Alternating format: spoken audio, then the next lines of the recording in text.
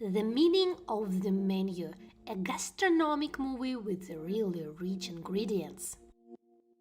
There are just really many movies and TV series devoted to the theme of Feed the Rich, but it seems that The Menu with Anya Taylor-Joy and Ralph Fiennes in the main roles embodies this theme most literally. Let's go to the core of what's going on at the Hawthorne restaurant, where a dinner party with a unique menu is going to be held, but I must warn you right away.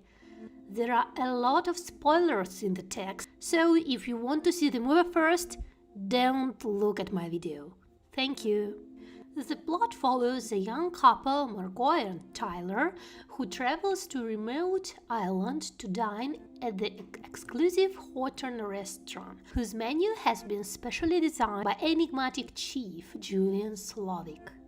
Naturally, all is not as it seems, and it soon becomes clear that each guest has been carefully selected to witness Slovic's team as they craft their final menu. Since the movie takes place in a high-end restaurant, 3 Michelin-starred chef Dominique Crenn was brought in to design the food, and real restaurant staff was filmed to make the food scenes as realistic as possible. All the food prepared in the show is real food porn. Each table in the restaurant can be read as the 7 deadly sins: envy, aspiring chief Tyler; gluttony, Julian's alcoholic mother; greed, the finance brothers; lust, the adulterous Richard; pride, snobby critics; laziness, actor George getting a paycheck; and wrath, Julian and the kitchen.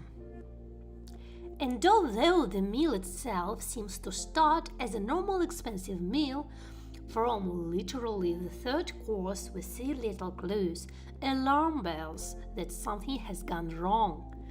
The first real indication that something abnormal is going on comes in the third course, flashback, when Julian recounts his childhood abuse at the hands of his alcoholic father, whom he once stabbed in the leg with scissors and now wishes he hadn't aimed for his throat, and neglect at the hand of his equally alcoholic mother, who sits in the room in a drunk shock.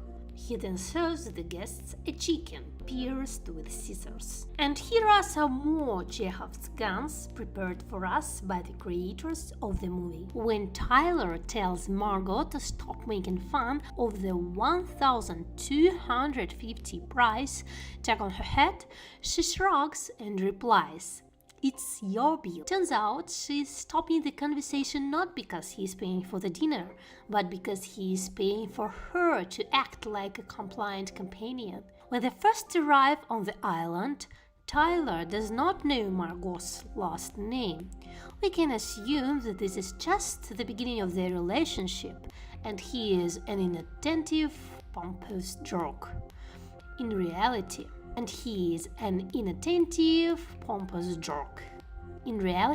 it's because she works as an escort and either she didn't tell him or he didn't ask. Elsa mentions at the beginning that the cooks never set anything on fire unless it's specially for the menu. The movie ends with everyone on the island burning to the ground, which is the conclusion of the title or menu. Slovic says that each guest should think of themselves as the ingredients of the tasty note.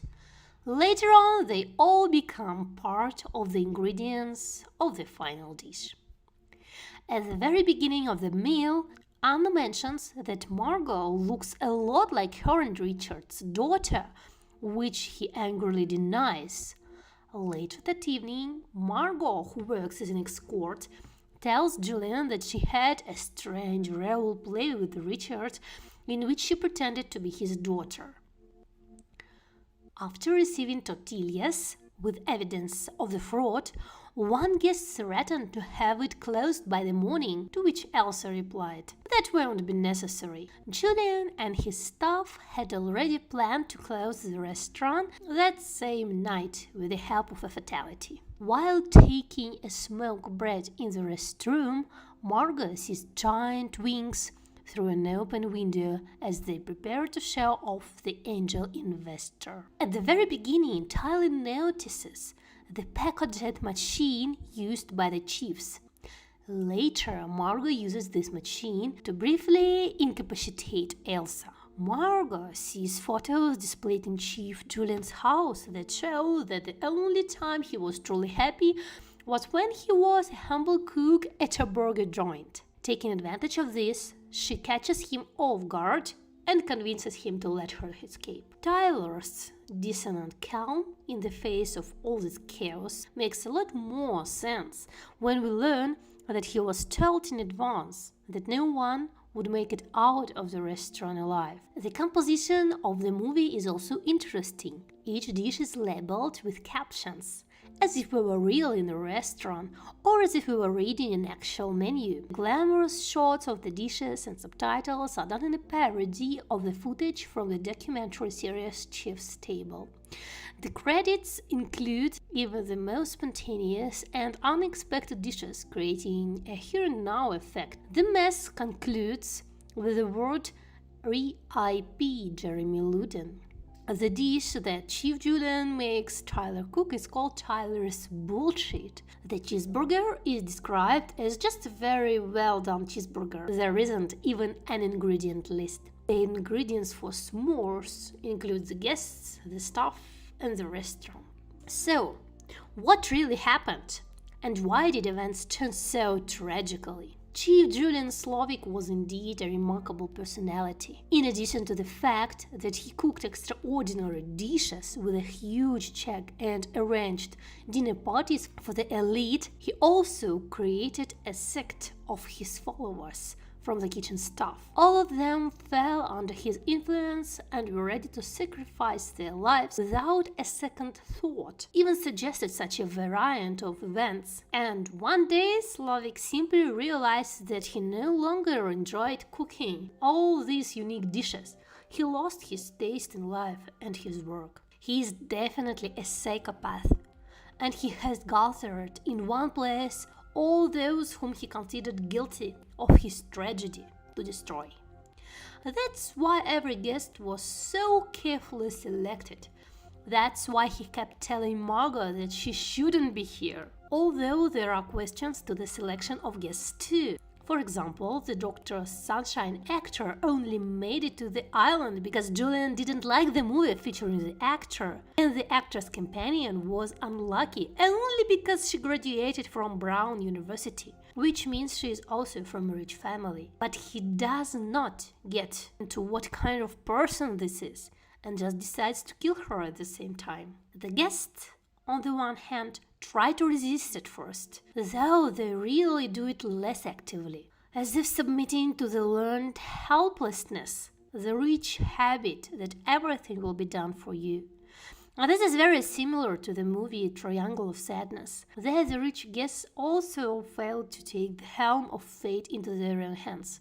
And only Margot, being actually a working-class escort, speaks her mind and actually tries to save herself. Slavik immediately sees that she is not one of them and says that he has known many Margot, but that is not her name. This is the kind of technique called Sherlock scan in storytelling. The whole second part of the movie we wonder whether she will get away alive or not. But in fact, even if any of the guests try to get out of the restaurant, it would still be impossible. No boat is here until a Coast Guard representative arrives, which also happens to be part of the show. So, what does Margot do? After seeing a picture in Slovik's house of him cooking burgers like the best fast food worker ever, she suddenly has a eureka moment and claps her hands just like Slovik did before, thus creating some ironic echo. She declares that she's still hungry and actually wants a burger. By doing so, she awakens Julian's nostalgia and zest for life, and he gratefully lets her go. I mean, he's been evaluated for so long by all those snobbish critics, deciding whether or not his sauce is layered, that he's just literally happy to hear that someone just really tastes good. Of course, the scene with Margot living is a climax. After paying for the burger, she takes it with her and leaves on a yacht that runs out of gas literally 2 miles off the island. Which is why she stops and finishes the burger against the backdrop of an epically burning island. The whole dinner takes place in an extremely short time span, in 4-5 hours. And it is definitely a bottle movie because it takes place in only one building and there aren't even flashbacks. But until the very end, we still don't believe that the chief's evil crew is plotting to kill all of the guests. They even hand out gifts at the end of the dinner as if they're going to let everyone go. The point of the movie is that it doesn't matter how rich and famous you are.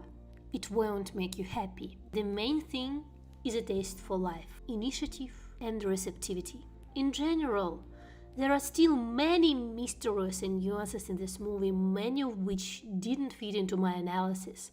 All in all, the movie is definitely a double-bottom movie, and not for one watch, so you can revisit it again and again and find new hidden meanings and Chekhov guns. And now subscribe to my channel if you liked this analysis, give me a like and write in the comment which nuances and Chekhov's guns did you notice in the movie. See you!